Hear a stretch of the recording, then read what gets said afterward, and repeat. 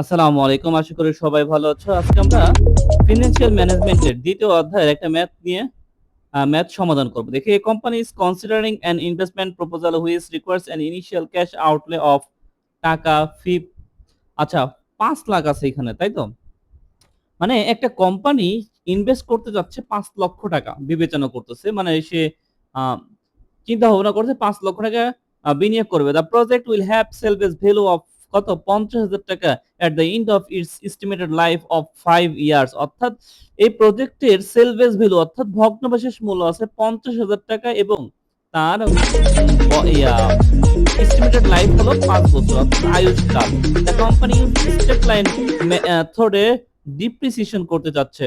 Tax rate আছে ৪০% এবং cost of capital আছে কত? ১০%। The estimated cash flow before tax are as follows নিচে দেওয়া আছে। অর্থাৎ ট্যাক্সের পূর্বের আন্তঃপ্রবাহ মানে নগদ প্রবাহটা দেওয়া আছে।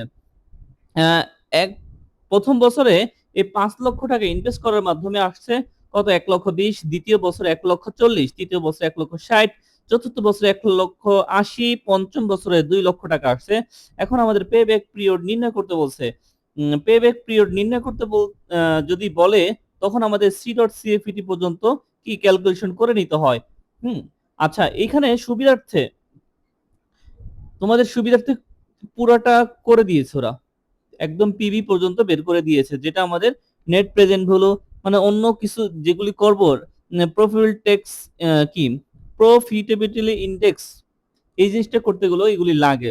আচ্ছা, এখন আমাদের নিয়ম কি? সে নিয়ম অনুসারে করতে হবে। প্রথমে সিএফবিটি, ডিপ্রিসিয়েশন, ইবিটি ট্যাক্স, তারপরে ইএটি, সিএফইটি, সি.সিএফইটি, পিবি ভেক্টর, তারপরে আসবে পিবি। আচ্ছা, সর্বপ্রথম দেখো কি করতে হবে আমাদের? আমাদের সর্বপ্রথম ১ম বছরে দেখো ১ম বছরে আমরা এখানে এই সিএফবিটি কই থেকে আনছি? এইখান থেকে। ১,২০,০০০, ১,৪০,০০০, ১,৬০,০০০, ১,৮০,০০০, ২,০০,০০০ এইগুলি সব আমরা নিচে বসাইছি। এই যে ১,২০,০০০, ১,৪০,০০০, তারপরে ১,৬০,০০০, ১,৮০,০০০, তারপরে ১,০০,০০০ কত? সরি ২,০০,০০০ এভাবে সবগুলি দেওয়া আছে। আচ্ছা, আমাদের এখন ডিপ্রিসিয়েশন লাগবে। ডিপ্রিসিয়েশন কিভাবে বের করব? ডিপ্রিসিয়েশন বের করার নিয়ম আছে, সূত্র আছে। যেমন অ্যানুয়াল ডিপ্রিসিয়েশন বের করতে হবে কিভাবে? স্ট্রেট লাইন মেথডে সর্বপ্রথম কস্ট লাগবে, তারপরে সেল বেস ভ্যালু লাগবে। প্রথমে কস্ট আমাদের আছে ৳৫,০০,০০০ বিয়োগ সেল বেস ভ্যালু ৳৫০,০০০ আছে এবং লাইফ দেওয়া আছে ৫ বছর। ক্যালকুলেশন করলে ডিপ্রিসিয়েশন ৳৯০,০০০ চলে আসে। সুতরাং আমরা ডিপ্রিসিয়েশন একদম প্রতি বছরে ৯০ করে দিয়ে আসবো। প্রতি বছর ৯০,০০০ করে দিয়ে আসবো। এই যে ৯০, ৯০ করে দিয়ে আসলাম। এখন একটা কাজ করো। ইবিটি দরকার অর্থাৎ সিএফবিটি থেকে ডিপ্রিসিয়েশন বাদ দিব, ইবিটি পেয়ে যাব। সিএফবিটি থেকে যদি আমরা ডিপ্রিসিয়েশন বাদ দিই, ইবিটি পেয়ে যাব। সিএফবিটি থেকে ডিপ্রিসিয়েশন বাদ দিলে ইবিটি পেয়ে যাব।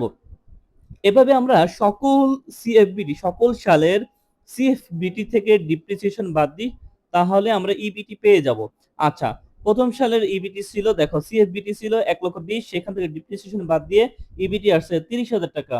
দ্বিতীয় বছর ১,৪০,০০০ ছিল, সেই ১,৪০,০০০ থেকে ৯০,০০০ ডিপ্রিসিয়েশন বাদ দিলে আমাদের ইবিটি চলে আসছে দ্বিতীয় বছরে ৫০,০০০ টাকা। তৃতীয় বছরে ১,৬০,০০০ থেকে যদি আমি ৯০,০০০ টাকা বাদ দেই তাহলে আসে ৭০, ১,৮০,০০০ থেকে ৯০,০০০ বাদ দিলে আসে ৯০, ২,০০,০০০ থেকে ৯০,০০০ বাদ দিলে আসে ১,১০,০০০ এবং আমরা যে ইবিটি পেয়ে গেছি, ইবিটি যা পাইছি তার উপরে এখন ট্যাক্স ধার্য করব।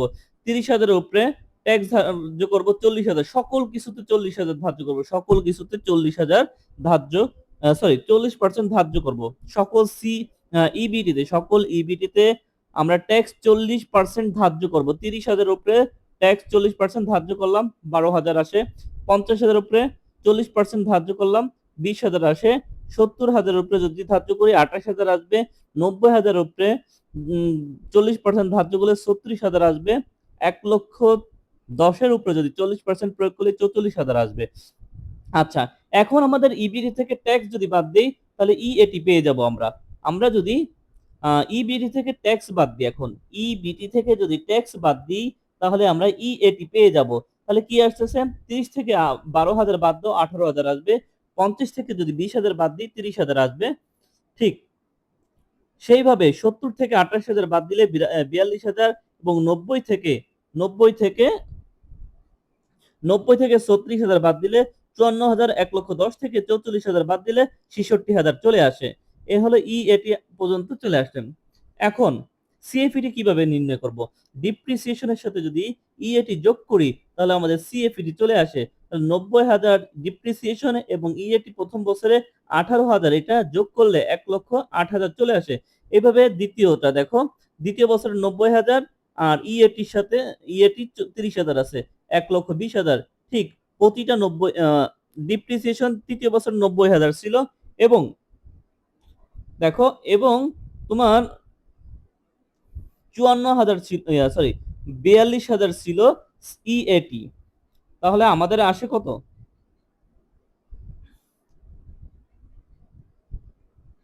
লাইনটা একটু মিস্টেক হয়ে যাচ্ছে। প্রথম এটা, দ্বিতীয় এটা, তৃতীয় এটা, চতুর্থ এটা, পঞ্চম এটা, ষষ্ঠ, সপ্তম, অষ্টম, নবম, দশম। আচ্ছা, তাহলে আমাদের কি করতে হবে দেখো, একটু দেখা নাও।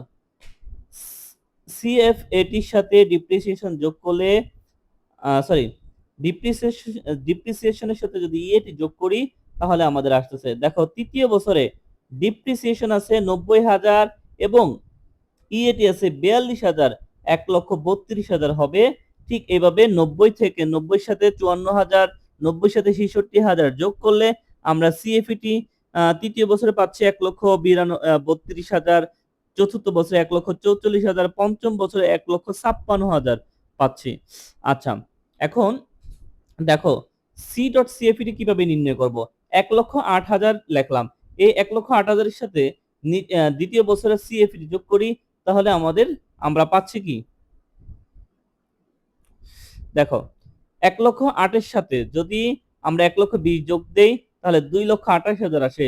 2,28,000 এর সাথে যদি 1,32,000 যোগ করি তাহলে 3,60,000 আসে।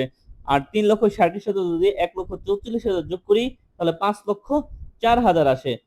ঠিক 5,04,000 এর সাথে যদি 1,56,000 যোগ করি 6,60,000 চলে আসে। এভাবে আমরা সকল কিছু যোগ করে পাইলাম।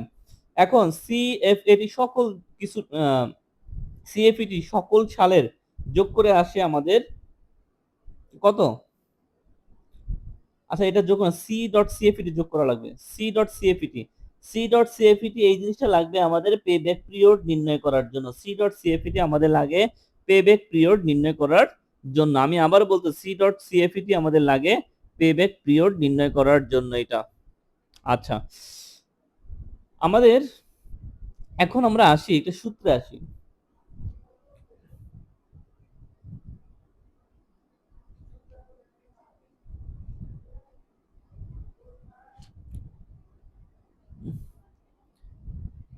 দেখো আমাদের এইখানে ক্যাশ ফ্লো ছিল কি সমানভাবে ছিল না, মানে প্রতি বছরে একই যদি ক্যাশ ফ্লো থাকে তখন পিবি সূত্র অন্যরকম হয়। আর যেহেতু আমাদের প্রতি বছর ক্যাশ ফ্লো ভিন্নতা ছিল এই জন্য এখানে মানে পিবি মানে পেব্যাক পিরিয়ড আসবে এ প্লাস এনসিও মাইনাস সিডি, অর্থাৎ এনসিও দিয়ে আমাদের ইনভেস্ট কে বোঝাচ্ছে, এনসিও দিয়ে আমাদের ইনভেস্ট কে বোঝাচ্ছে, এ একটা বছর বোঝানো হচ্ছে সি। আচ্ছা, এখন আমরা সিটা কোথায় পাবো? আচ্ছা, সি আর ডি কোথায় পাবো একটু দেখি। আমরা কত টাকা ইনভেস্ট করছিলাম? 5 লক্ষ টাকা। দেখো তো, আমরা প্রথম বছরে 1,80,000 টাকা উঠেছি, দ্বিতীয় বছরে 2,28,000, তৃতীয় বছরে কত? 3,60,000, হ্যাঁ, চতুর্থ বছরে গিয়ে 5 লাখ উঠাইছি। আমরা এইভাবে নির্ণয় করব, হয় 5 লক্ষ হবে মানে 5 লক্ষর নিচে হইতে হবে, কিন্তু 5 লক্ষের উপরে হইলে ওই লাইনটা ধরা যাবে না। তাহলে আমরা 5,04,000 ধরতে পারবো না, কারণ 5,04,000 হলো 5 লক্ষের উপরে আছে, অর্থাৎ এটা ধরা যাবে না। এর উপরে কোনটা আছে? 3,60,000 আছে। এই 3,60,000 কে আমার কি ধরে নিতে হবে? দেখো 3,60,000, সিটা কি 3,60,000 চলে আসছে। আচ্ছা, যেখানে 3,60,000 পাইছি, যেখানে 3,60,000 পাইছি ঠিক তার নিচের আগের যেটা পাবো আমরা 3,60,000, আমি একটু বলি এই যে 3,60,000 পাইছি, 3,60,000 ঠিক কোনাকুনি যেটা আছে 1,44,000, এইটা হলো তোমার ডি। এটা হলো কি ডি। তাহলে আমরা ডি পাইলাম 1,44,000। আরেকটা কথা আছে, ধরো আমরা এখানে 3,60,000 পাইছিলাম, 3,60,000 এর কোনাকুনি 1,44,000 সেটা নিতে হবে। আর 3,60,000 যে লাইনে পাইছি সেই লাইনের যে সালটা সেটা নিতে হবে এই হিসাবে। এই সেই দেখো আমরা নিয়ে ফেলছি। এখন যদি আমরা সকল জায়গা মতো সকল কিছু যদি বসাই দেই, তাহলে আমাদের ক্যালকুলেশনের মাধ্যমে আমার পিবিপি পেয়ে যাব কত, পিবি পেয়ে যাচ্ছে 3.97 ইয়ার। আচ্ছা, এখন আমাদের প্রশ্নে ছিল সার্ফ, হ্যাঁ, প্লাস লাইফ। সার্ফ প্লাস কি, যে আমাদের লাইফ টাইম, যেটা আমাদের একটা আয়ুষ্কাল দেওয়া ছিল, সেই আয়ুষ্কাল থেকে পিবি অর্থাৎ পে ব্যাক পিরিয়ড বাদ দিতে হবে। আয়ুষ্কাল ছিল আমাদের 5 বছর, সেই আয়ুষ্কাল থেকে আমরা কি পে ব্যাক পিরিয়ড 3.97 বাদ দিব, তাহলে 1.03 ইয়ার্স আছে সারপ্লাস লাইফ। আচ্ছা, তারপর পিবি, এনপিবি কিভাবে আসবে? এনপিবি করতে হলে আমাদের আর প্রবাবিলিটি ইনডেক্স যদি আমাদের করতে হয়, দুইটা জিনিস, একটা দুইটা, এনপিবি এবং প্রবাবিলিটি ইনডেক্স, এই দুইটা জিনিস করতে হলে আমাদের কি লাগবে, সি ডট সিএফইটি এর পরে পিবি ফ্যাক্টর নিতে হবে, তারপর পিবি বের করতে হবে। আচ্ছা, সি ডট সিএফইটি, আচ্ছা পিবি ফ্যাক্টর, আমাদের পিবি ফ্যাক্টর কিভাবে নির্ণয় করবে একটু লক্ষ্য করি। একসাথে দেওয়া থাকলে অনেক ভালো হইতো। আমি একটু দেখাই।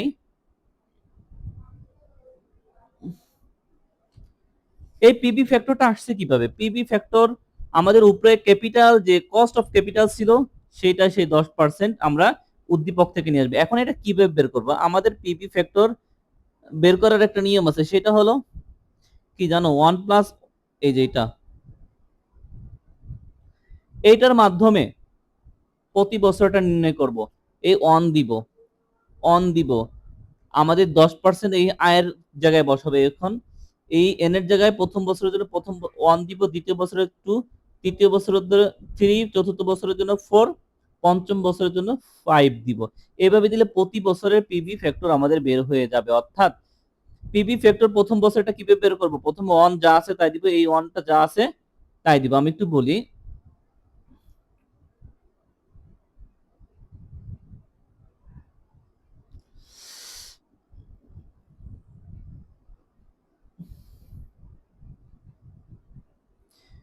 উপরে 1, নিচে 1 প্লাস আয়। আয় কত?